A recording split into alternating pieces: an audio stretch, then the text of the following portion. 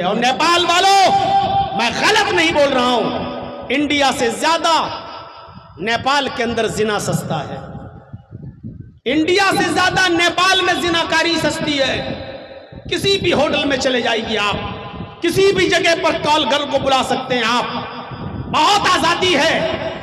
हजार हजार और 500 रुपए में आप जिस्म हासिल कर सकते हैं, जिना आसानी के साथ हो सकता है। जबकि अल्लाह के नबी कहते हैं निकाह इतना आसान कर दो कि जिनाकारी मुश्किल हो जाए।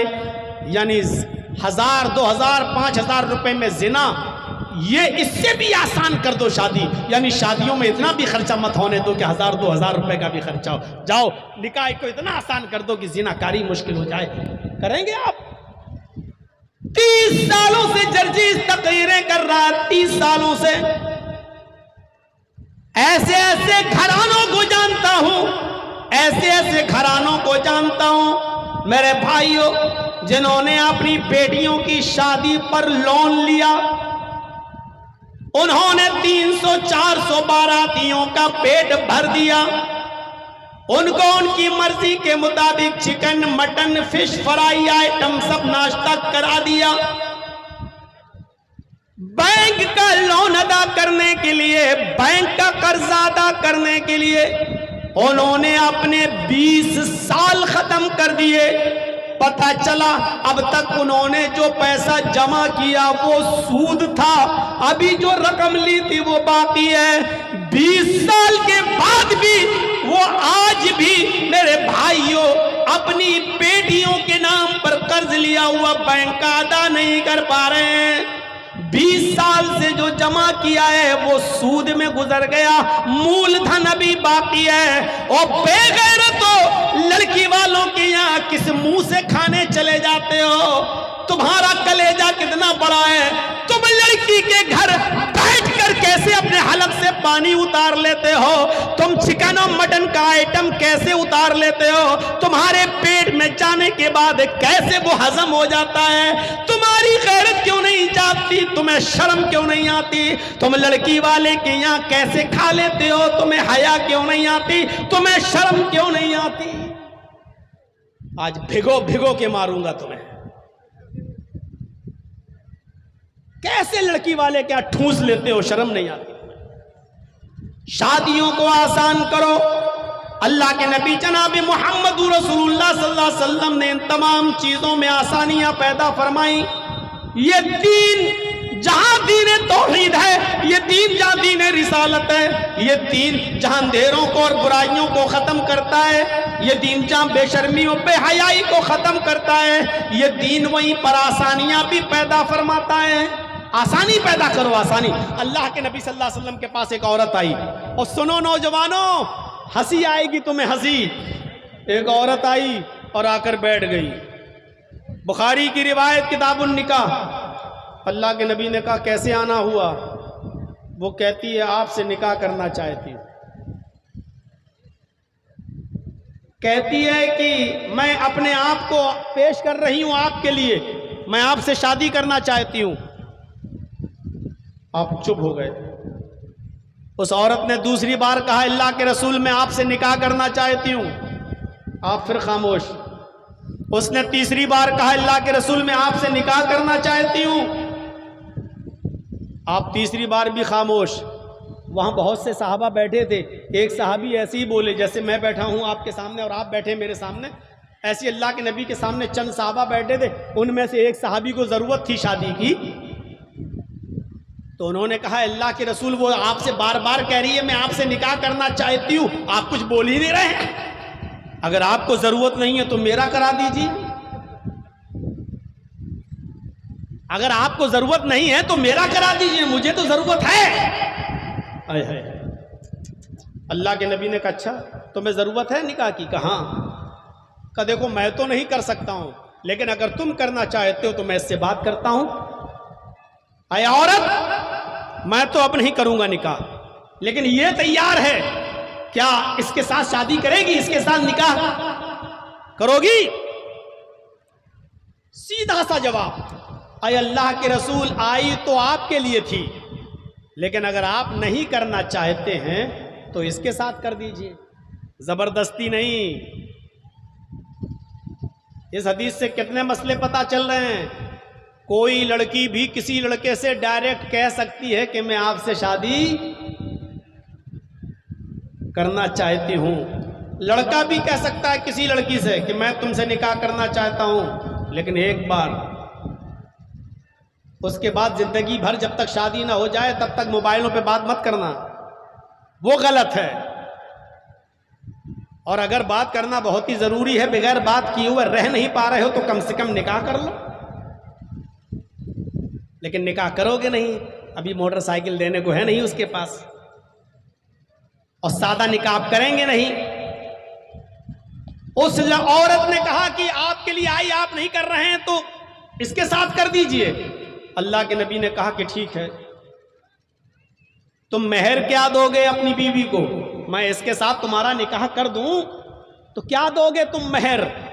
आपने लड़की से नहीं पूछा, अरे औरत तेरे पास जहेज कितना है, इसको क्या मिलेगा? आपने उससे नहीं पूछा, आपने उससे पूछा सहाबी रसूल से, इसको क्या दोगे? और नौजवानों जरा इधर देखिए, ये देखो बोतल उठा के चल दिए माशाअल्लाह। कहां जा रहे हो? घर? अब तो चाची भी सो गई होंगी, क्या करोगे जाके? थोड़ा सा मैं चौंकाता भी रहता हूं ताकि नींद खुल जाए आपकी। तो मेरे भाइयों, उसने कहा, आए अल्लाह के नबी सल्लल्लाहु अलैहि वसल्लम, आपने पूछा इसको क्या दोगे मेहर? कुछ है देने को? हदीस के अल्फाज बुखारी, माइंदी शैयुन, कुछ नहीं है मेरे पास, कुछ नहीं। और शादी करने का ख्वाब देख रहा है। आपके पास कुछ ना हो, शादी करने का ख्वाब देख लेंगे?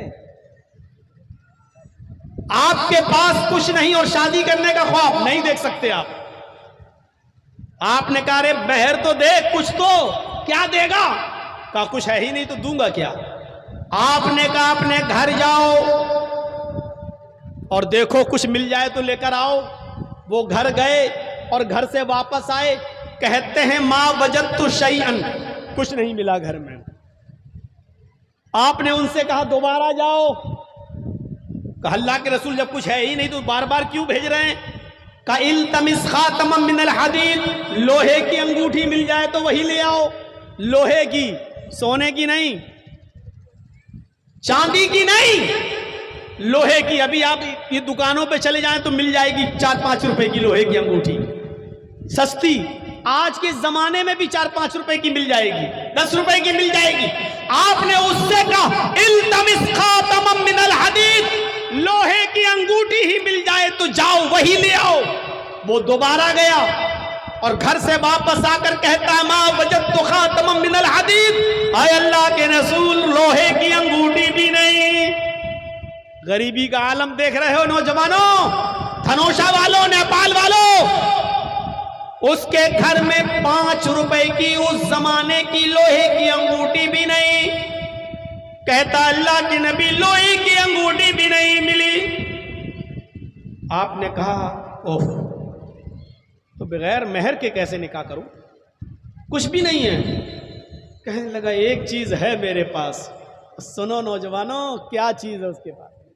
कहता एक चीज है मेरे पास। आपने कहा अच्छा बताओ क्या है, जल्दी बताओ क्या है। हिंदी इजारुन, हिंदी इजार, आए अल्लाह के रसूल एक लुंगी है मेरे पास। लुंगी जानते हैं ना, तहबंद, एक लुंगी है। जब घर पे जाता हूं सोने लगता हूं तो उसको लपेट लेता हूं, यानी लुंगी पहन के मैं सो जाता हूं। यानी नई लुंगी नहीं है, पुरानी, वही पहन के सोता हूं मैं। आपने कहा वो एक लुंगी है तुम्हारे पास? कहाँ? जाओ वही लुंगी ले आओ और वो लुंगी इसको दे दो, वही मेहर हो जाएगा। तो कहने लगा जब इसको दे दूंगा तो मैं क्या पहनूंगा? अगर वो लुंगी मैं इसी को दे दूंगा तो मैं क्या पहनूंगा? तो आपने कहा अच्छा एक्स्ट्रा नहीं है? कहा नहीं, आधी दे दूंगा। अब बताओ एक लुंगी का भी आधी लुंगी कर देगा, फाड़ कर 2 टुकड़े कर देगा तो किस काम की? कहने लगा अल्लाह के रसूल उस लुंगी को आधा आधा कर दूंगा, आधी अपने पास रख लूंगा, आधी उसको दे दूंगा। कम से कम बिछाकर बैठने के काम तो आ जाएगी आधी। आपने कहा आधी में वो क्या कर लेगी, आधी तेरे किसी काम की नहीं और आधी उसके भी किसी काम की नहीं। आधी तो नहीं, अगर देना तो पूरी दे। बोला पूरी तो नहीं दे सकता। अल्लाह के नबी ने फरमाया अच्छा ये बताओ कुरान तुम्हें कितना याद है? इस गरीब घर में शादी हो रही है। आपने कहा कुरान कितना याद है? कहने लगा अल्लाह के नबी सूरह मुल्क याद, सूरह क़यामा याद, सूरह दहर याद, सूरह हाक़ा याद, सूरह नबा याद, सूरह दहर याद, सूरह जुमा याद, सूरह मुनाफिकून याद। मुझे ये सूरत याद। आपने कहा नौजवान तुझे इतनी सूरतें याद हैं? कहने लगा हाँ। क्या ये सूरतें तू अपनी होने वाली बीवी को याद करा देगा? क्या ये सूरतें तू अपनी इस औरत को, अपनी बीवी को सिखा देगा? कहने लगा हाँ। आपने उस औरत से पूछा कि तेरे होने वाले शौहर के पास माल नहीं है देने के लिए कुछ भी, अगर यही सूरतों को मैं मेहर बना दूं और तेरा ये शौहर कुरान की इन्हीं सूरतों को मेहर बना दूं और वो तुझे ये सूरतें सिखा दे, तो क्या ये मेहर तुझे कबूल है? कुरान की इन्हीं सूरतों को तू क्या अपना मेहर मानने के लिए तैयार है? कहने लगी कि अल्लाह के नबी जिस औरत के निकाह में कुरान की ये सूरतें मेहर बन जाए, उससे ज्यादा बाबरकत और पाकीज़ा निकाह किसका हो सकता है? मुझे मंजूर है। आपने उसी वक्त उस औरत का निकाह पढ़ा दिया, उस सहाबी का निकाह पढ़ा दिया और वहीं से रुखसती हो गई। उस औरत का बाप नहीं था, उस औरत का भाई भी नहीं था, इसलिए अल्लाह के रसूल खुद उसके वली बन गए, खुद उसके वली बन गए। औरत बगैर वली के निकाह नहीं कर सकती, जायज नहीं है। इसलिए जितनी शादियां कोर्ट में होती हैं वो सब हराम और नाजायज हैं। जो शादियां भाग कर की जाती हैं, लड़का लड़की भाग गए, दूसरे गांव चले गए और दूसरे गांव का हाजी साहब वो लड़की के बाप बन गए। बेटा तो हमने अपना बेटा बना लिया। ये तेरे बनाने से बेटी नहीं हो जाएगी बेगैरत, ये हाजी कहलाता है तू। इससे बेहतर था कि तू मर जाता, लेकिन हाजी ना कहलाता। शर्म नहीं आती तुझे? एक भागी हुई लड़की का बाप बनते हुए तुझे शर्म नहीं आती? धनोषा से कोई लड़का और लड़की दोनों भाग गए और मान लीजिए बढ़नी सिद्धार्थ नगर, झंडा नगर पहुंच गए और वहां किसी गांव में पहुंच गए। वहां का एक बुढ़ा आदमी, वो हाजी साहब, नमाजी साहब, वो कहने लगे मैं इस लड़की का बाप बन गया हूं। मस्जिद के मौलाना से कहा चलो ठीक है निकाह पढ़ा दो इस लड़की का बाप मैं, और मौलाना साहब ने निकाह पढ़ा दिया। उस मस्जिद में ही नहीं, अगर ऐसी भागी हुई लड़की का निकाह खाने काबा में भी अगर पढ़ाया जाए और ऐसा फर्जी बाप, चाहे वो एक नहीं 1,00,000 मर्तबा भी हज कर लिया हो, उसके बाद बाप बनकर, डुप्लीकेट बाप बनकर इजाजत देता हो और मस्जिद नबी में या खाने काबा में भी निकाह पढ़ाया गया हो, अल्लाह की कसम इसके बावजूद वो लड़की हलाल नहीं होगी, वो निकाह हलाल नहीं होगा। वो दोनों जिनाकार होंगे। जितने भी बच्चे पैदा होंगे वो सारे बच्चे हरामी, नाजायज औलाद कहलाई जाएगी। वो बच्चे हरामी कहलाए जाएंगे, वरासत से वो बच्चे हक नहीं पाएंगे। मेरे भाइयों, इसलिए हलाल रिश्ते करिए, हलाल। ये भागकर शादी, कोर्ट मैरिज कर ली, नहीं होगा जब तक लड़की का वली तैयार नहीं। लड़की का वली उसका बाप है, अक्लमंद है, दानिशमंद है, होश में है, हवास में है, तो अपने बाप की मौजूदगी में चचा भी इजाजत नहीं दे सकता। बाप ही वली बनेगा। हाँ, बाप अगर पागल है, मजनू है, दीवाना है या बीमार है और उसको कोई दिमाग काम नहीं कर रहा या बाप मर गया, तब लड़की का चचा वली बनेगा, उसका भाई वली बनेगा। बाप नहीं है, भाई नहीं है, कोई नहीं है, या लड़की माँ बाप छोड़कर इस्लाम ले आई, माँ बाप ने उसको घर से बेदखल कर दिया, वो अकेली है, इस्लाम ले आई, तो निकाह पढ़ाने वाला काजी उसका वली बनेगा, लेकिन बगैर वली के निकाह नहीं करेगी। वली उस वक्त भी चाहिए, चाहे वो कोई भी हो। अगर वो गैर मुस्लिम से इस्लाम लाती है तो उसका भी वली चाहिए, उसका बाप इजाजत नहीं देगा, ये इस्लाम छोड़ने के लिए तैयार नहीं है, तो जर्जीस साहब अगर निकाह पढ़ाएंगे तो जर्जीस उसके वली बनेंगे, लेकिन वली के बगैर फिर भी औरत निकाह नहीं कर सकती है, उसको उस वक्त भी वली की जरूरत पड़ेगी। समझ लिया? हमारे इंडिया की तरह नहीं, अब तो गैर मुस्लिमों के साथ एक साल में 10,000 लड़कियां पूरे हिंदुस्तान के अंदर, इंडिया का ये परसेंटेज सामने आया है, एक साल में 10,000 लड़कियां गैर मुस्लिम लड़कों के साथ शादियां कर रही हैं। मंदिरों में और गुरुद्वारों में, चर्चों में मुस्लिम लड़कियां एक साल में 10,000, और ये मां बाप से बचकर कोर्ट में कर रही हैं, क्योंकि 18 साल के बाद हमारे मुल्क का कानून कहता है लड़की आजाद है, वो अपना अच्छा बुरा खुद सोच सकती है। ये हालात पैदा हो गए, इतनी आसानी है। अल्लाह के नबी ने कुरान की उन सूरतों को महर बनाकर निकाह कर दिया। ये आसानी है इस्लाम के अंदर। शादियों को आसान कर दो, इतना आसान कर दो, इतना आसान कर दो कि ज़िनाकारी मुश्किल हो जाए। आदम अलैहिस्सलातु वस्सलाम से लेकर मुहम्मदुर रसूलुल्लाह सल्लल्लाहु अलैहि वसल्लम तक जितने भी नबी, जितने भी पैगंबर, जितने भी रसूल, जितने भी ऋषि, जितने भी अवतार इस दुनिया में आए, उन सारे नबियों का, उन सारे पैगंबरों का, उन सारे रसूलों का दीन एक ही था, और वो इस्लाम।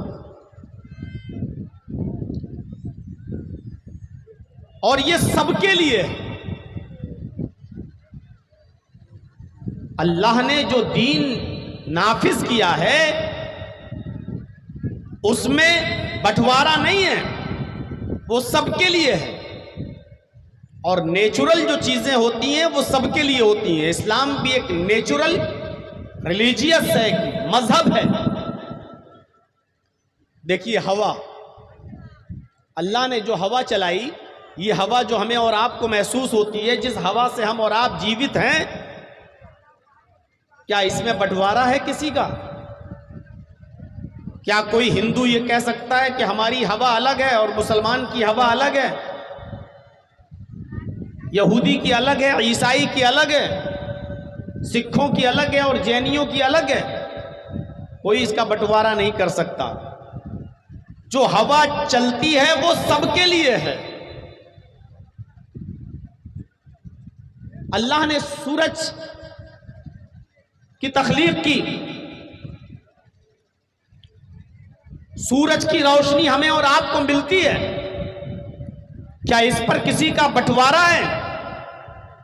क्या कोई ये कह सकता है कि हिंदू को सूरज की रोशनी अलग है, मुसलमान के लिए अलग है, सिख के लिए अलग है, जैनी के लिए अलग है, बुद्धिस्ट के लिए अलग है?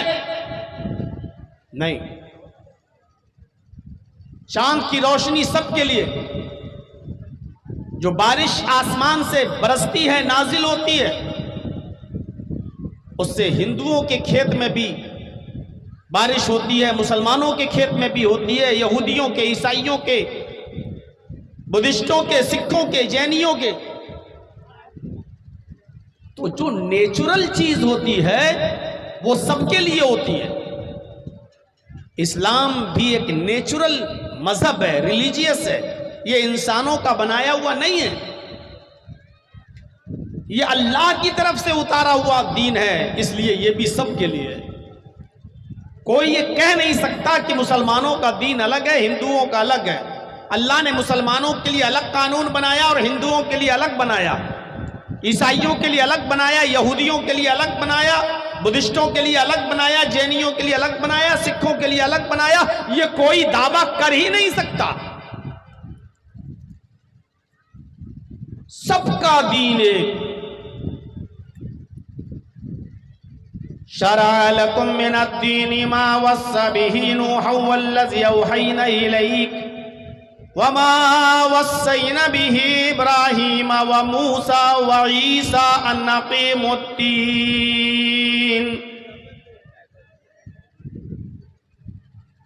कुरान पढ़िए। आए मोहम्मद सल्लल्लाहु अलैहि वसल्लम, हमने आपको कोई नया दीन देकर नहीं भेजा, हमने आपको कोई नया मजहब देकर नहीं भेजा, हमने आपको कोई नया धर्म देकर नहीं भेजा। हमने आपको वही दीन दिया है जो दीन आपसे पहले नूह अलैहिस्सलातु वस्सलाम लेकर गए थे। जिस दीन की वसीयत हमने नूह को की थी, शरअ लकुम मिनद्दीनि मा वस्सा बिही नूहन, जिस दीन की स्थापना का हुक्म हमने नूह को दिया था, जिस दीन के निफाज का हुक्म हमने नूह को दिया था, और नूह के बाद वमा वस्सैना बिही इब्राहीम व मूसा व ईसा, नूह अलैहिस्सलाम के बाद इस दुनिया में इब्राहीम आए, मूसा आए, ईसा आए। हमने इसी दीन का हुक्म उनको भी दिया था। आए मोहम्मद सल्लल्लाहु अलैहि वसल्लम, जो दीन आप लेकर लोगों के पास जा रहे हैं, ये कोई नया दीन नहीं है, ये कोई नया मजहब नहीं है। आपसे पहले यही दीन नूह भी लेकर गए थे, यही दीन इब्राहीम भी लेकर गए थे, और यही दीन देकर हमने मूसा को भी भेजा था, और यही दीन देकर हमने ईसा को भी भेजा था। कुरान ने कहा है कि मोहम्मद सल्लल्लाहु अलैहि वसल्लम ही इस्लाम लेकर गए, और नबी से पहले जो दीन था वो इस्लाम नहीं था। नेपाल वालों, तुमने अपने इलाके के गैर मुस्लिमों को, हिंदू भाइयों को ये बताया ही नहीं है, और ये बताने में तुम नाकाम रहे हो। तुमने हमेशा उनको ये बताया कि ये दीन मोहम्मद सल्लल्लाहु अलैहि वसल्लम का दीन है, ये इस्लाम मोहम्मद का इस्लाम है, इसलिए आज वो आपके करीब नहीं आते। आप उनसे कहिए कि ये दीन मोहम्मदुर रसूलुल्लाह का दीन नहीं है, ये दीन आदम का दीन है, यही दीन नूह अलैहिस्सलाम का जिसको तुम मनु कहते हो, यही दीन मनु का भी है, यही दीन इब्राहीम का भी है जिनको तुम ब्राह्म के नाम से जानते हो, यही दीन उनका भी है। मूसा जिसको ओल्ड टेस्टामेंट में, तौरात में मौसिस कहा गया, यही दीन मूसा अलैहिस्सलाम भी लेकर आए थे, और यही दीन जीसस ईसा अलैहिस्सलाम भी लेकर आए थे। और फिर अल्लाह ने उसी दीन को देकर मोहम्मदुर रसूलुल्लाह को भेजा। क्यों? जब नूह भी वही दीन लेकर आए, इब्राहीम भी वही दीन लेकर आए, मूसा भी और ईसा भी, तो फिर मोहम्मदुर रसूलुल्लाह की जरूरत क्या थी? जब वही दीन था तो फिर मोहम्मदुर रसूलुल्लाह को अल्लाह ने वही दीन देकर क्यों भेजा? जब कजरुओं ने कजरवी मिला दी और असली में डालडा मिला दिया गया, ओरिजिनलिटी में डुप्लीकेट शामिल हो गया, एकेश्वरवाद के अंदर बहु ईश पूजा, बहु देववादियत आ गई, बहुत से देवी देवताओं की और बहुत से खुदाओं की पूजा होने लगी। तौहीद के साथ शिर्क की आमेजिश कर दी गई। लोगों ने एक अल्लाह की इबादत के बजाय बहुत से देवी देवताओं को और बहुत से लोगों को अपना माबूद बना लिया। तब अल्लाह ताला ने दीन की असली शक्ल को नाफिज करने के लिए आखिरी नबी जनाब मोहम्मद रसूलुल्लाह सल्लल्लाहु अलैहि वसल्लम को आखिरी नबी बनाकर इस दुनिया में मबूस फरमाया। हर नबी का कलमा एक था, क़ुल या अहलल किताबी तालौ इला कलिमतिन सवाइम बैनना व बैनकुम अल्ला नअबुदा इल्लल्लाह। कुरान के अल्फाज देखिए, आए अहले किताब आओ। ऐसी दोस्ती का हाथ कोई बढ़ाता है? इस तरह दोस्ती का हाथ कोई बढ़ाएगा? आए यहूदियों आओ, आए ईसाइयों आओ, आए वो लोगों जिनको अल्लाह की तरफ से आसमानी किताबें दी गई हैं, आओ। क्या किसी मजहब में ऐसी दावत मिलेगी? क्या हमारे हिंदू भाई कह सकते हैं कि मुसलमानों आओ, जैनियों आओ? कितनी प्यार भरी दावत। क़ुल या अहलल किताबी, आए नबी कह दो कि आए अहले किताब, आए तौरात वालों, आए जबूर वालों, आए इंजील वालों, आए वो लोगों जिनको किताबें दी गई, आए यहूदियों, आए ईसाइयों, आओ एक ऐसे कलमे की तरफ, इला कलिमतिन सवाइम बैनना व बैनकुम, आओ एक ऐसे कलमे की तरफ, आओ एक ऐसे मूल मंत्र की तरफ जो हमारे और तुम्हारे दरमियान मसावी है, हमारे और तुम्हारे दरमियान बराबर है। यानी आए यहूदियों, तुम्हारा भी वही कलमा है, आए ईसाइयों, तुम्हारा भी वही कलमा है। तो आओ, क्यों लड़ते हो हमसे, क्यों झगड़ते हो हमसे, क्यों दूरियां पैदा किए हो अपने और हमारे दरमियान? आओ उस कलमे की तरफ। उसी कलमे को तुम भी पढ़ते हो, उसी कलमे को हम भी पढ़ते हैं। वो तुम्हारा भी कलमा है, वो हमारा भी कलमा है। तो आओ एक ऐसे कलमे की तरफ जो हमारे और तुम्हारे दरमियान बराबर है। और वो कलमा क्या है? अल्लाह नअबुदा इल्लल्लाह, कि हम अल्लाह के अलावा किसी की इबादत नहीं करेंगे। यही मुख्य शिक्षा, यही असली और ओरिजिनल तालीम तुम्हारी है और हमारी भी है। तुम्हारे मजहब में भी यही कहा गया, एक अल्लाह के अलावा किसी और की इबादत ना करो। यहूदियों में भी यही कहा गया और ईसाइयों में भी यही कहा गया। तो जब सबका कलमा एक है, तो आओ एक ऐसे कलमे की तरफ। लड़ाई और झगड़े बंद करो। तुम्हारा भी वही कलमा, हमारा भी वही कलमा। नूह अलैहिस्सलाम के जमाने में कलमा पढ़ा जाता था, ला इलाहा इल्लल्लाह, नूह रसूलुल्लाह। मूसा अलैहिस्सलाम के जमाने में कलमा पढ़ा जाता था, ला इलाहा इल्लल्लाह, मूसा रसूलुल्लाह।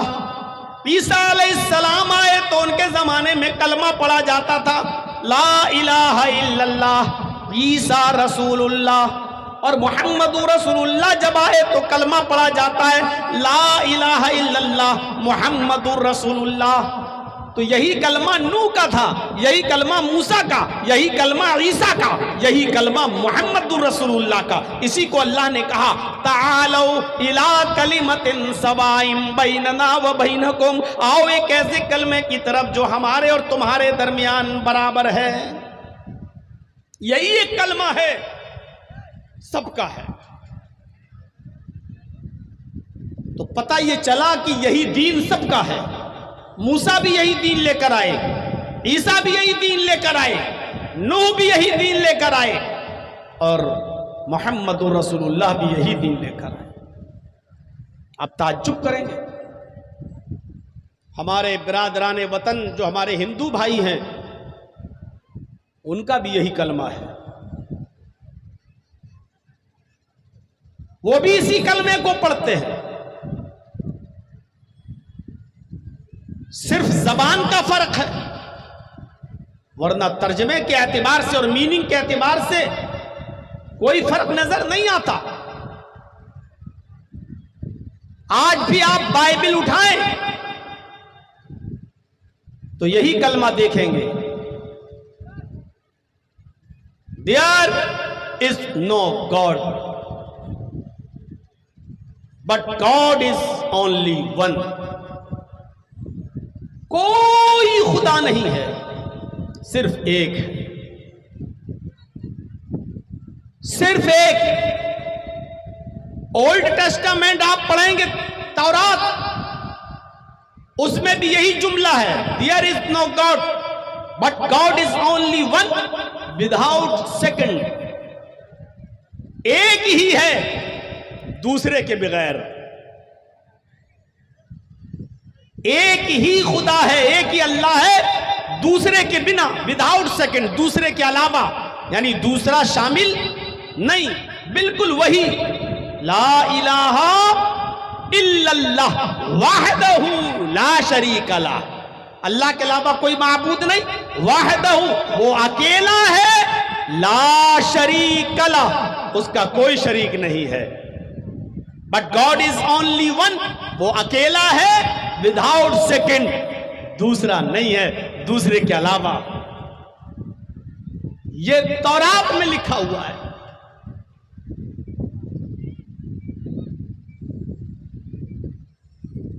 हिंदू भाइयों में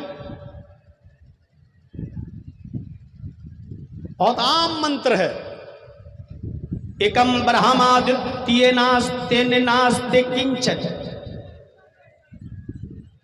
मैं समझता हूं कि इतना जोरदार अंदाज में कोई बात अभी तक हुई नहीं है। एकम ब्रह्मा द्वितीय नास्ते नेह नास्ते किंचन, एक ही है ब्रह्मा, ब्रह्मांड का बनाने वाला। एकम ब्रह्मा, ब्रह्मांड का रचयिता और रचनाकार, इस दुनिया का बनाने वाला, क्रिएटर ऑफ यूनिवर्स, सारी कायनात का खालिक एक ही है, द्वितीय नास्ते, दूसरा नहीं है।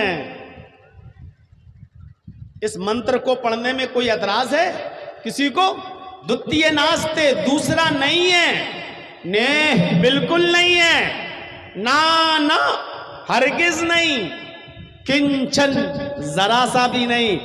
इस दुनिया का बनाने वाला सिर्फ एक है, दूसरा नहीं है, बिल्कुल नहीं है, कतई नहीं है, हरगिज नहीं है, जरा सा भी नहीं है। इस दुनिया का बनाने वाला सिर्फ एक ही है। क्या एतराज हो सकता है?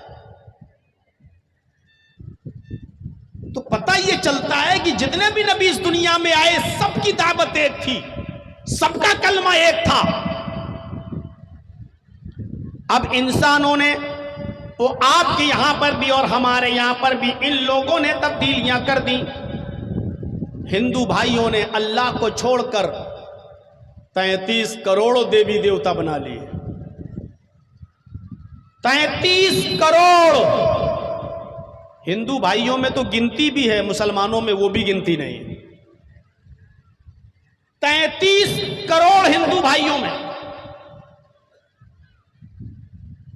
जब भी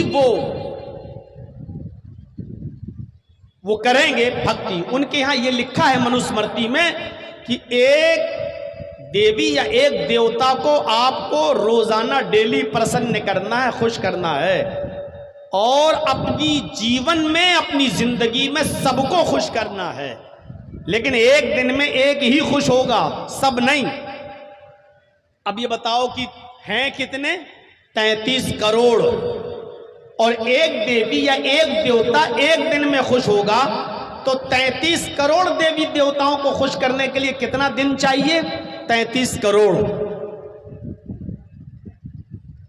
और मुसलमानों में, इनमें अलग है, बेटा देने वाला अलग, बेटी वाला अलग, बारिश बरसाने वाला अलग। इनकी भी गिनती गिनोगे तो आप गिन नहीं पाओगे। लेकिन तालीम क्या है? एकम ब्रह्मादित्य नास्ते नास्ते किंचन, इस कायनात का खालिक एक ही है, दूसरा नहीं। अब सुनिए, यचित्तियो यो पिम्मिम्मा नस्तस्मा देवी शोरीरिशा। इंडिया में तो मैं मंत्र अब नहीं पढ़ रहा हूं, लेकिन आज नेपाल में पढ़ दिया हूं। मैं नहीं पढ़ रहा हूं, हमारे ऊपर हाई कोर्ट का थोड़ा सा बाउंडेशन है कि आप अपने धर्म से मतलब रखिए, अपनी धर्म की बात करिए, दूसरे धर्म की बात मत करिए। लेकिन चलो, ये तो नेपाल है। यचित्तियो यो पिम्मिम्मा, तर्जमे पर गौर करेंगे आंखें फट जाएंगी। यचित्तियो यो पिम्मिम्मा, उससे मांगो। संस्कृत में यो इसमें इशारा बईद के लिए आता, दूर के लिए।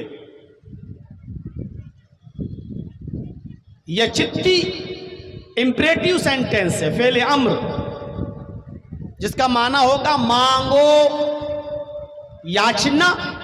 ये मस्तर है, जीरन है। याचना के माना भीख मांगना, और उसी से इंपरेटिव सेंटेंस आता है यचित्ती, मांगो, यो उससे, दूर के लिए। यचित्तियो यो, दो बार आ रहा है यो। यचित्तियो यो, मांगो उससे वही तो है, मांगो उससे वही तो है। पिम्मिम्मा, झोलियां भरने वाला, देने वाला, नवाजने वाला, अता करने वाला। क्या मंत्र है यार। यचित्तियो यो पिम्मिम्मा, लोगों उससे मांगो, वही है जो तुम्हारी झोलियां भरता है, वही है जो तुम्हें देता है, वही है वो तुम्हें अता करता है, वही है जो तुम्हें नवाजता है। नस्तस्मा देविशोरीरिषा, नस्तस्मा देविशो, नस्तस्मा नहीं है उसके अलावा, नहीं है उसके अतिरिक्त कोई भी, देविशो देवी देवता, उसके अलावा कोई भी देवी देवता नहीं है। रीरिषा, जो तुम्हें कुछ भी दे सके, उसके अलावा कोई भी देवी देवता तुम्हें कुछ भी देने की क्षमता नहीं रखता, शक्ति नहीं रखता, ताकत नहीं रखता। वही है जो तुम्हें देता है, वही है जो तुम्हें नवाजता है, उसके अलावा कोई भी तुम्हें देवी देवता कुछ नहीं दे सकता। नस्तस्मा देवी शोरीरिषा, उसके अलावा कोई भी देवी देवता तुम्हें कुछ भी नहीं दे सकता। इसी को हमारे पवित्र कुरान में यूं कहा गया है, वला तदउ मिन दूनिल्लाहि मा ला यनफउका वला यजुर्रुक फइन फअलत फइन्नका इज़म मिनज़ ज़ालिमीन। अल्लाह को छोड़कर तुम किसी से मदद तलब न करो, अल्लाह को छोड़कर तुम किसी को मत पुकारो। वला तदउ मिन दूनिल्लाहि मा ला यनफउका, जो तुम्हें ना नफा दे सकता है, वला यजुर्रुक, जो तुम्हें ना नुकसान पहुंचा सकता है। अल्लाह के अलावा तुम्हें न नफा देने वाला, न नुकसान पहुंचाने वाला कोई नहीं है। फ़इन फ़अलता फ़इन्नका इज़म मिनज़ ज़ालिमीन, अगर तू ऐसा करेगा तो तू जालिम लिखा जाएगा, तू जालिम कहलाएगा। अल्लाह के अलावा अगर किसी और से तूने कुछ मांगा तो तू जालिम कहलाएगा। क्या कुरान की आयत है, क्या मंत्र है। उसके अलावा कोई भी देवी देवता तुम्हें कुछ भी नहीं दे सकता। अल्लाह को छोड़कर तुम किसी को मत पुकारो, वो तुम्हें नफा और नुकसान नहीं दे सकते। इन्नल्लज़ीना तदऊन मिन दूनिल्लाहि लन यख़्लुक़ू ज़ुबाबन वलव इज्तमऊ लहू। अल्लाह को छोड़कर तुम जिनसे भी मांग रहे हो, अल्लाह को छोड़कर तुम जिनको भी पुकार रहे हो, अल्लाह को छोड़कर तुम जिनके भी आस्थानों पे जा रहे हो, बेटा बेटा बेटा चिल्ला रहे हो, अल्लाह को छोड़कर तुम जिनसे भी हाजत रवाई और मुश्किल कुशाई का सवाल कर रहे हो, लन यख़्लुक़ू ज़ुबाबन, वो सब एक मक्खी भी पैदा करने की ताकत नहीं रखते। सब मिल जाएं, वलव इज्तमऊ लहू, एक मक्खी को पैदा करने के लिए सब जमा हो जाएं, सब इज्तमऊ, बरेली से बगदाद तक और कश्मीर से कन्याकुमारी तक सब इकट्ठा कर लो, सबको जमा कर लो, जिंदों को भी मुर्दों को भी, सबको इकट्ठा कर लो और सबको जमा करने के बाद कहो कि एक मक्खी पैदा करके दिखा दें। लन यख़्लुक़ू ज़ुबाबन, वो एक मक्खी भी पैदा करने की ताकत नहीं रखते। इससे बड़ा तमाचा और क्या हो सकता है। तो ये धर्म, ये दीन सबका है, ये तौहीद सब में है, ये एकेश्वरवाद सब में है। खुद हमारे हिंदू भाइयों में भी एकेश्वरवाद है, ईसाइयों में भी एकेश्वरवाद है, यहूदियों में भी एकेश्वरवाद है। एक अल्लाह की इबादत के सब कायल हैं, सब में यह लिखा हुआ है कि अल्लाह के अलावा कोई माबूद नहीं, इबादत सिर्फ उसी की हो, लेकिन साथ में शिर्क भी है। आप देख लीजिए ईसाइयों में साफ लिखा है कि अल्लाह के अलावा कोई माबूद नहीं, देयर इज नो गॉड, वो एक ही है, दूसरा नहीं, साफ लिखा है। लेकिन इसके बावजूद वो ईसा अलैहिस्सलाम को अल्लाह का बेटा मानते हैं, सन ऑफ गॉड कहते हैं। और ईसाइयों में एक अलग दस्तूर है, 1/3, 3/1, 1 3 और 3 1। ईसाइयों का अकीदा है अल्लाह ही ईसा है, अल्लाह ही मरियम है, 1 3 है और 3 1 है। ए भैया, किसी का बच्चा गुम हो गया है, स्टेज पे लाओगे तब ना ऐलान करेंगे। अम्मा मार्केट घूम रही है, बच्चा इधर खो गया है। मुसलमान सिर्फ पैदा करने के अलावा कुछ और जानते भी हैं। इतनी आसानी बताई गई है, बहुत आसानी है इस्लाम में। इस्लाम दीन सहल है, बहुत सहूलत है इस्लाम के अंदर। देखिए, सख्ती है अपनी जगह पर, नमाज किसी हाल में माफ नहीं, सख्ती देखिए आप, नमाज किसी हाल में माफ नहीं। बारिश हो रही है, नमाज पढ़ना है। आपके घर में 8 लड़कियां हैं, दुआ मांगते गए, अल्लाह लड़की दे दे, फिर लड़का, लड़का दे दे, फिर लड़की, लड़का दे दे, फिर लड़की, 8 लड़कियां पैदा हो गई दुआ मांगते मांगते। अल्लाह ने अब सुन ली, एक लड़का दे दिया, कितनी खुशी हुई। 8 लड़कियों के बाद एक लड़का, कितनी खुशी हुई। जिस दिन लड़का पैदा हुआ, आप जमीन में पैर नहीं रख पा रहे हैं, आसमान बोल रहे हैं, अल्लाह तूने मुझे 8 बेटियों के बाद एक बेटा, कितनी खुशी होगी आपको। आजान की आवाज आती है, हय्या अलस सलाह, इतनी खुशी आपको मिली है, लेकिन चलो नमाज का वक्त, नमाज पढ़ो, खुशी में भी नमाज माफ नहीं है। 8 लड़कियों के बाद एक लड़का मिला, 14 साल का, 15 साल का, 16 साल का, जवानी में पहुंचता है। 8 लड़कियों के बाद अल्लाह ने बेटा दिया, आज उस बेटे को छीन लिया। 16 साल की, 18 साल की उम्र में वो लड़का आपका मर गया, आपकी आंखों के सामने उसने दम तोड़ दिया, उसको कैंसर की बीमारी हो गई, आज वो मर गया। गौर करो, आपको कितना गम पहुंचेगा, आप कितना रोएंगे, आपको कितना अफसोस होगा, आपकी आंखों में कितने आंसू आएंगे। 8 बेटियों के बाद एक बेटा मिला, वो भी कैंसर में मर गया। आपके ऊपर कितने गम के पहाड़ टूट गए, आप नहीं बता सकते, लेकिन आपकी आंखों में आंसू हैं। बेटे की लाश आपके सामने रखी है, आजान की आवाज आती है, अल्लाहू अकबर, अल्लाहू अकबर। बेटे का गम भूल जाओ, जाओ मस्जिद में आप नमाज पढ़ो। इस गम के मौके पर भी नमाज माफ नहीं है। देख रहे हैं सख्ती, खुशी है तो नमाज माफ नहीं, गम पहुंचा तब भी नमाज माफ नहीं, कैसी भी बीमारी है नमाज माफ नहीं। ये तो हो गई मुश्किल। आसानी देखिए, बारिश हो रही है, मस्जिद में नहीं जा सकते, घर में नमाज पढ़ लो। ज़ुहर और असर को एक साथ पढ़ लो, मगरिब और इशा एक साथ पढ़ लो। सफर में है तो आधी कर लो कसर, 4 रकात वाली रकात 2 रकात पढ़ लो।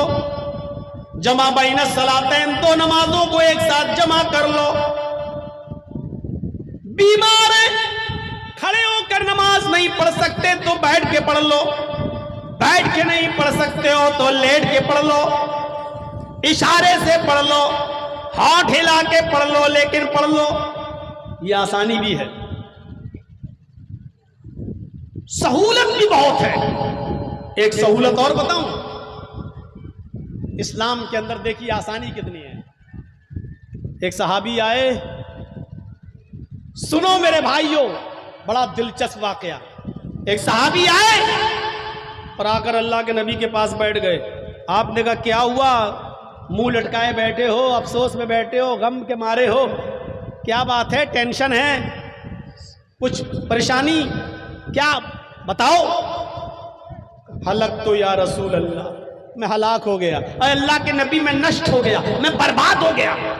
आपने कहा क्या हुआ, बर्बाद कैसे हो गए, हुआ क्या।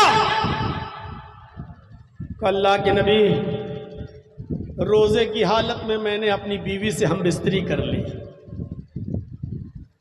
सुनिए आसानी देखिए मेरे भाइयों, आपको हंसी आएगी।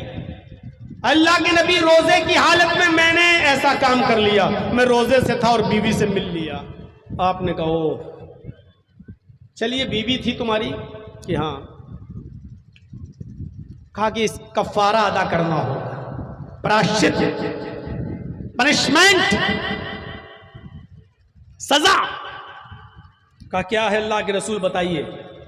आपने कहा एक गुलाम आजाद करो। सुन रहे ना, रोजे की हालत में, रोजे की हालत में अगर कोई शख्स अपनी बीवी से हम बिस्तरी कर ले तो उसकी सजा यह है। अगर शौहर की मर्जी थी और बीवी की मर्जी नहीं थी, शौहर की मर्जी थी और बीवी की मर्जी नहीं, बीवी मना कर रही थी लेकिन शौहर नहीं माना, तो सिर्फ शौहर ये सजा भुगतेगा, बीवी नहीं। लेकिन अगर बीवी की भी मर्जी थी, मियाँ और बीवी दोनों ने अपनी रजामंदी के साथ रोजे की हालत में हम बिस्तरी कर ली, तो ये सजा दोनों भुगतेंगे, शौहर भी और बीवी भी। अब सुन लीजिए, अल्लाह के नबी ने कहा कि पनिशमेंट है, सजा है। का क्या, का एक गुलाम आजाद करो। उस जमाने में गुलाम खरीदे जाते थे, बेचे जाते थे, तो आपने कहा एक गुलाम को खरीदो और आजाद करो। कहने लगा अल्लाह के रसूल, गुलाम को खरीद के आजाद करूं। कहा हाँ।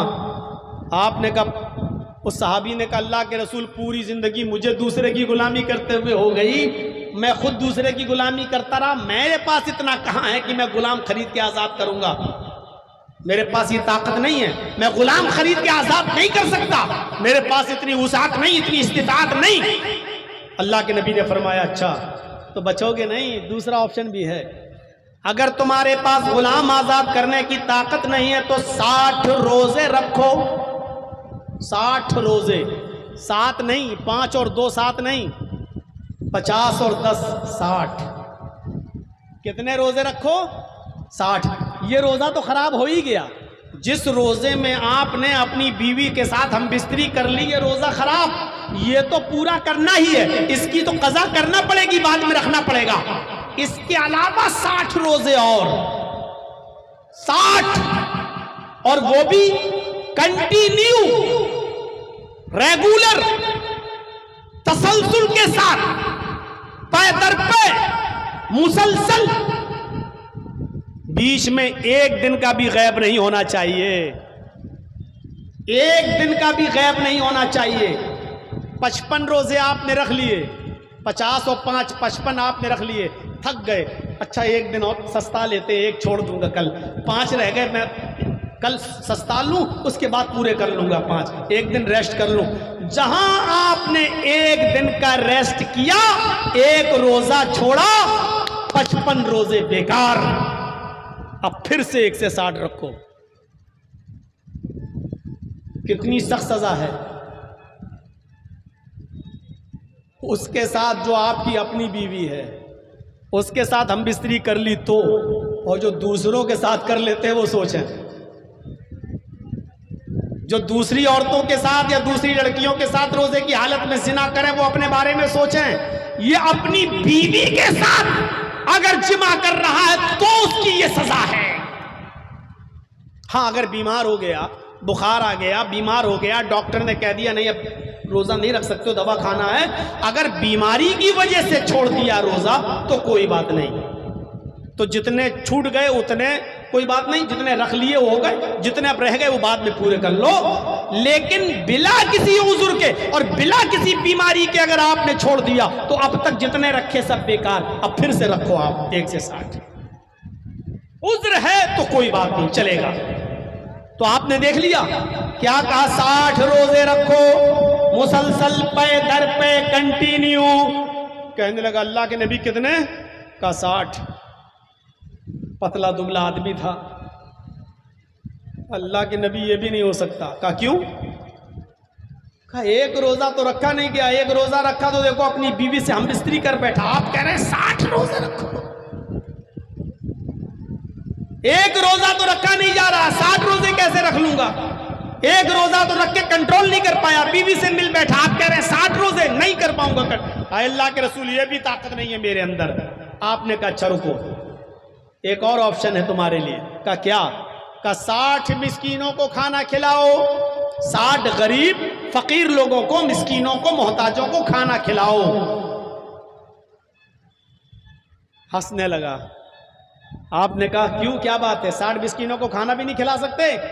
कहने लगा अल्लाह के नबी आप 60 मिस्कीनों को खाना खिलाने की बात कर रहे हैं, आपको मेरा इतिहास मालूम नहीं है, आपको मेरी तारीख नहीं मालूम, आपको मेरा बायोडाटा नहीं मालूम, आपने मेरे बारे में मालूम नहीं किया।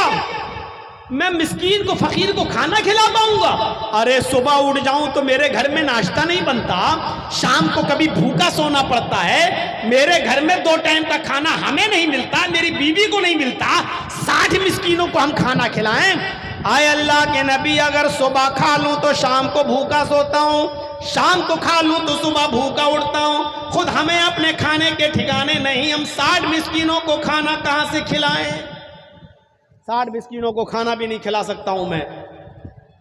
अल्लाह के नबी ने कहा ओफ, गुलाम आज़ाद कर नहीं सकते, 60 मिस्कीनों को रोज़े रख नहीं सकते, 60 फ़कीरों को भी खाना खिला नहीं सकते, यही 3 ऑप्शन है मेरे पास। आपने कहा अच्छा रुको, करता हूं तुम्हारे लिए कुछ इंतज़ाम। नमाज का वक्त हुआ, आपने सहाबा से कहा ये तुम्हारा भाई है, इसने रोज़े की हालत में अपनी बीवी से हम बिस्तरी कर ली है, ग़ुलाम आज़ाद करने की ताकत नहीं है, 60 रोज़े रख नहीं सकता, फ़कीरों को खाना खिला नहीं सकता, इसके लिए कुछ चंदा करो, कुछ इकट्ठा करो, ये गरीबों में बांट देगा बेचारा, इसका कफ़ारा अदा हो जाएगा। सहाबा किराम चंदा करने लगे, कोई 2 खजूर लाया, कोई 4 खजूर लाया, कोई 10 खजूर लाया। सहाबा किराम ने खजूर का एक टोकरा भर दिया, 15-20 किलो खजूर तैयार, एक पेटी खजूर की तैयार। अल्लाह के नबी ने उसको बुलाया, इधर आओ, ये लो, ये तुम्हारे नमाजी भाइयों ने, ये तुम्हारे साथियों ने तुम्हारे लिए चंदा किया है, जाओ इसको अपने गांव में ले जाओ, अपने मोहल्ले में ले जाओ और अपने कबीले में, अपने ख़ानदान में गरीब लोगों में बांट दो, उनको खिला दो, तुम्हारा कफ़ारा अदा हो जाएगा। फिर हंसने लगा। अल्लाह के नबी ने कहा अब क्यों हंस रहे हो? कहा कि इसका क्या करूं खजूरों का?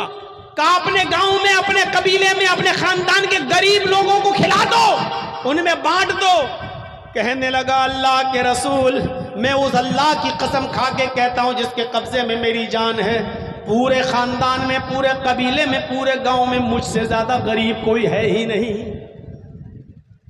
मेरे पूरे खानदान में मुझसे ज्यादा गरीब कोई नहीं है। जब उसने ये कहा तो अल्लाह के नबी के चेहरे पर मुस्कुराहट आ गई, आप हंस पड़े। आपने कहा अच्छा तुझसे ज्यादा गरीब कोई नहीं है? कहा नहीं। तू जा फिर तू ही खा ले और अपने बीवी बच्चों को खिला दे, तेरा कफारा अदा हो जाएगा, तेरा गुनाह खत्म हो जाएगा, जा। मेरे भाइयों, ये इस्लाम में सहूलत है, ये इस्लाम के अंदर कुशादगी है। जिसने जुर्म किया और जिसके लिए कफारा अदा करने के लिए गांव में चंदा हुआ, तो चंदे का मुस्तहिक भी सबसे ज्यादा यही निकला।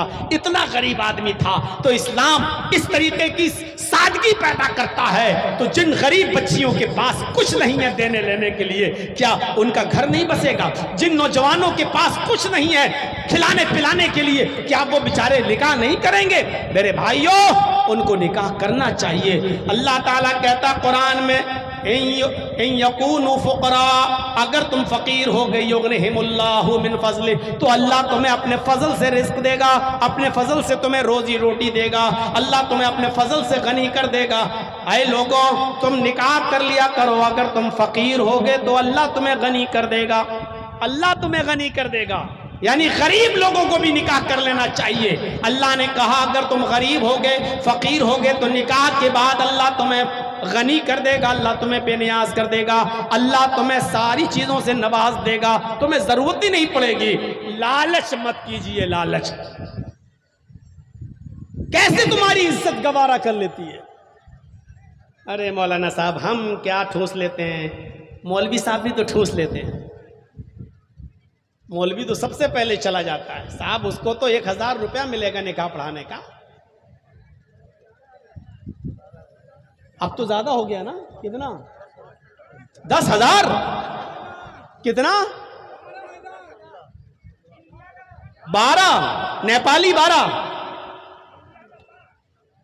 हमारा ही इलाका ठीक है भैया, आप लोग तो बहुत आगे बढ़ गए। 12,000 निकाह पढ़ाने का, ठीक है चलो मौलवी को आप दे रहे हैं। अब आप कहोगे लो मौलवी के नाम पे आई तो कितनी जल्दी मौलाना साहब ने अपनी बिरादरी को बचा लिया, कितनी जल्दी बचा लिया। मेरे भाइयों मैं इसको बचा नहीं रहा हूं, मैं ये कह रहा हूं इन सारे उलमा को अब मीटिंग करनी चाहिए और तय कर लेना चाहिए कि जिस जगह पर ये 200, 250, 300 आदमियों की बारात होगी उस जगह हम निकाह पढ़ाने नहीं जाएंगे। ये बारात का सिलसिला खत्म होना चाहिए, जहेज की डिमांड खत्म होनी चाहिए। जिस जगह पता चल जाए कि लड़के वाले ने बाइक मांगी है, मौलवी को चाहिए उस जगह निकाह न पढ़ाए, नहीं पढ़ाऊंगा। मौलाना साहब मैं नहीं जाऊंगा, दूसरा पढ़ा देगा, उसका बाइकाट करो जो दूसरा पढ़ाने जा रहा है। यह चीज होनी चाहिए। इस्लाम दीन तौहीद है, इस्लाम दीन रिसालत है, रिसालत का सही तसव्वुर इस्लाम ने पेश किया है। मैंने वेदों के मंत्र भी आपके सामने पढ़े हैं, मैंने शादी के मौजू पर भी कुछ गुफ्तगू की है, जहेज के ऊपर भी मैंने बोला है, हुर्मत शराब और जुए पर भी मैंने रोशनी डाल दी है। इस मुख्तसर से खिताब में जो 1.5 घंटे से ऊपर मेरा हो चुका है और 2 घंटे से थोड़ा कम हुआ है, मेरे भाइयों आपने बहुत सी कीमती बातें सुन ली हैं। मुझे उम्मीद है कि इंशाअल्लाह आप यहां से एक इनकलाब लेकर उठेंगे, बेहयाई खत्म करेंगे, बेपर्दगी खत्म करेंगे, बारात का सिलसिला खत्म करेंगे, निकाह में आसानियां पैदा करेंगे, गरीब लड़कियों की शादियां कराने के लिए कमेटी बनाएंगे और गरीब लड़कियों की शादियां करवाएंगे और मुआशरे में इस्लाही कदम उठाएंगे और अपने नौजवानों में इस्लाह पैदा करेंगे, नमाज और रोजे की दावत और तबलीग भी करेंगे। और इस तरीके के जलसे इंशाअल्लाह जब होंगे तो आप हमें याद करेंगे तो उनमें हम दोबारा शिरकत करेंगे। हमें लंबा सफ़र करना है, लंबा सफ़र करके आया भी था। सीध कल मेरा प्रोग्राम मेरठ में था, हापुड़ में था, ये टियाला में, और वहाँ से रात में 2 बजे प्रोग्राम ख़त्म किया और उन लोगों ने मुझे फौरन एयरपोर्ट छोड़ा दिल्ली, और 4 बजे से मैं दिल्ली बैठा हूँ एयरपोर्ट पर। यकीन मानिए 9 बजे की फ्लाइट थी, लेकिन एयरपोर्ट पे इसलिए पहले पहुँच गया, कहीं जलसे वाले सो गए तो हमें पहुँचा नहीं पाएंगे। 9 बजे की फ्लाइट पकड़ के दरभंगा आया, दरभंगा से फिर मैं उमगांव आया और यहाँ पहुँचा, फिर आपके बस्ती में पहुँचा, और अभी मुझे सफ़र फिर करना है और दरभंगा से 6 बजे की मेरी ट्रेन है, ये पकड़ के मुझे फिर निकलना है और लखनऊ पे पहुँचना है। मेरे भाइयों मेरी गुजारिश है कि मैंने जितनी देर आपके सामने खिताब किया है, आप एक इबरत हासिल करके जाएंगे यहाँ से और इंशाअल्लाह अपने समाज और सोसाइटी में इस्लाह पैदा करेंगे और अपने बच्चों के अंदर दीनी उत्साह उनके अंदर जगाएंगे, अपने बच्चों में दीनी इनकलाब पैदा करेंगे, अपने अंदर भी आप इनकलाब लाएंगे। हम अल्लाह से दुआ करते हैं कि बारे अल्लाह हमारी शादियों में आसानी पैदा फरमा दे, जुए, शराब, बेपर्दगी और जिनाकारी से हमारे मुआशरे को पाक व साफ कर दे। इलाहुल आलमीन शादियों में आसानियाँ पैदा फरमा दे। जो लड़के बैठे हुए हैं जिनकी शादियां नहीं हुई, अल्लाह उनको दीनदार लड़कियां अता फरमा दे, और जो बेटियां बैठी हुई हैं अल्लाह जिनकी निकाह नहीं हुए उनको दीनदार रिश्ते अता फरमा दे। बारे इलाह जब तक तू हमें जिंदा रख, इस्लाम पे जिंदा रखना, और जब हमारा खात्मा हो तो ईमान पर हमारा खात्मा फरमाना। वमा अलैना इल्लल बलागुल मुबीन व आखिरु दावाना अनिल हम्दुलिल्लाहि रब्बिल आलमीन। अस्सलामु अलैकुम व रहमतुल्लाहि व बरकातुहू। बैठिए, हो सकता है मेरे बाद भी किसी को खिताब करना हो तो आप लोगों से गुजारिश है कि जलसे को जब तक चले तब तक चलाइए और बैठिए आप लोग, इस जलसे को कामयाब कीजिए। अस्सलाम वालेकुम रहमतुल्लाह।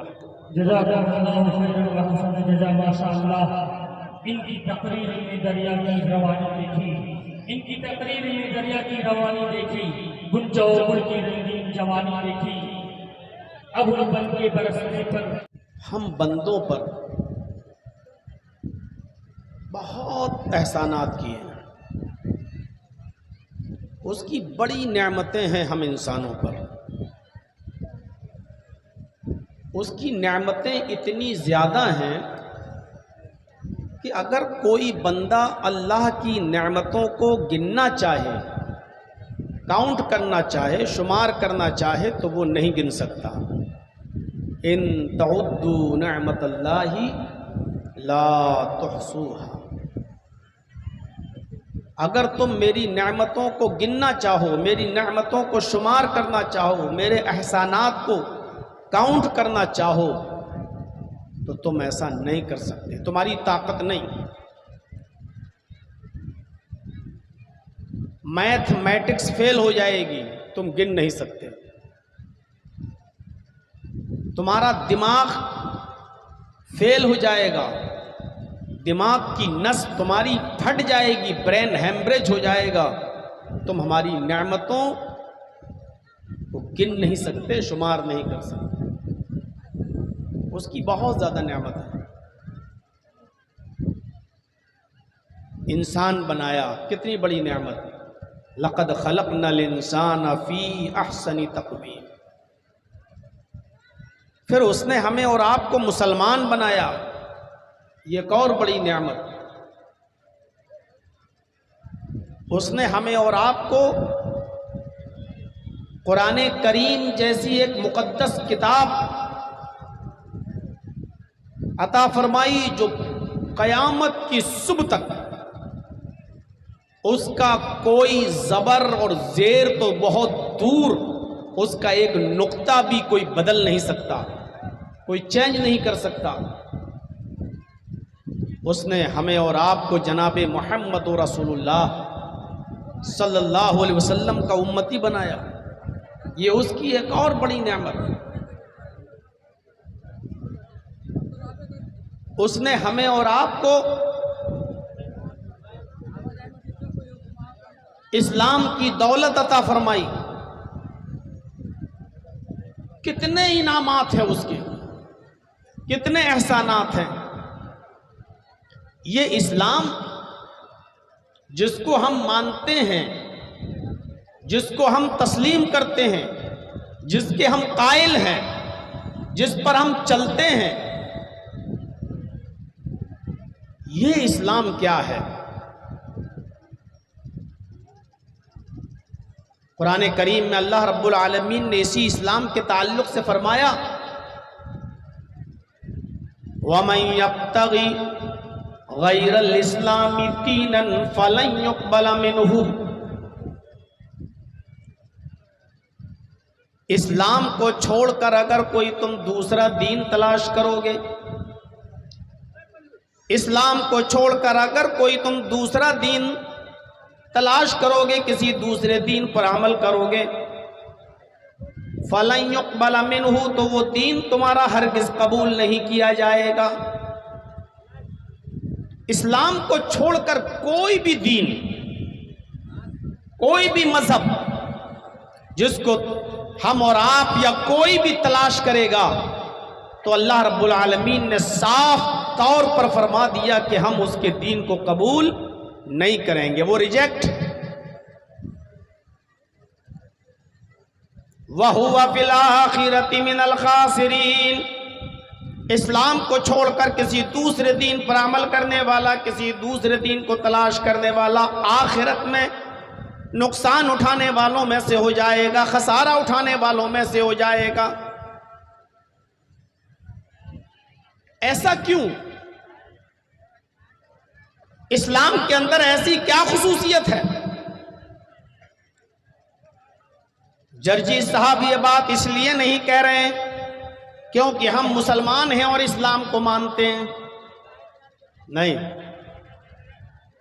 बल्कि हम ऐसा इसलिए कह रहे हैं क्योंकि अल्लाह की तरफ से जो दीन नाजिल हुआ है वो सिर्फ एक ही है और वो इस्लाम है।